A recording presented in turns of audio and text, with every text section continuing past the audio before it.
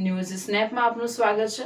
Fedara OP વિસ્તારની green residency કંપનીમાંથી મહેમાનો અને મજૂરોને સલામત સ્થળે ખસેડાયા।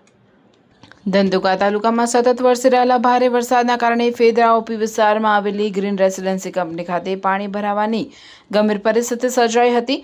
સ્થિતિની જાણ થતાં જ ધંધુકા પોલીસ સ્ટેશન અને ફેદરા ઓપીના પોલીસ સ્ટાફે તાત્કાલિક સ્થળ પર પહોંચી રાહત અને બચાવ કામગીરી હાથ ધરી હતી।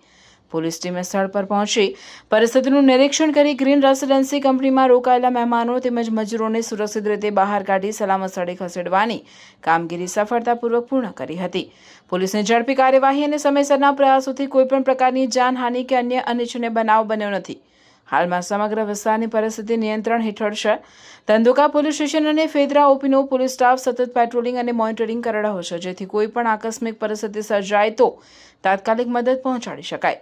ભારે વરસાદ જેવી કુદરતી આપત્તિ દરમિયાન ધંધુકા પોલીસ દ્વારા કરવામાં આવેલી સતર્ક અને માનવતાભરી કામગીરીની સ્થાનિક લોકોએ પ્રશંસા વ્યક્ત કરી હતી। Reporter CK पारड़। और अभी पिछले 2-3 दिन से खूब ज़्यादा पानी आया है। यहाँ के लोगों ने और लोकल पुलिस ने हम लोग की मदद की और हमको यहाँ से बाहर निकाला। तो आज हम लोग यहाँ से छोड़ के भी अहमदाबाद जा रहे हैं।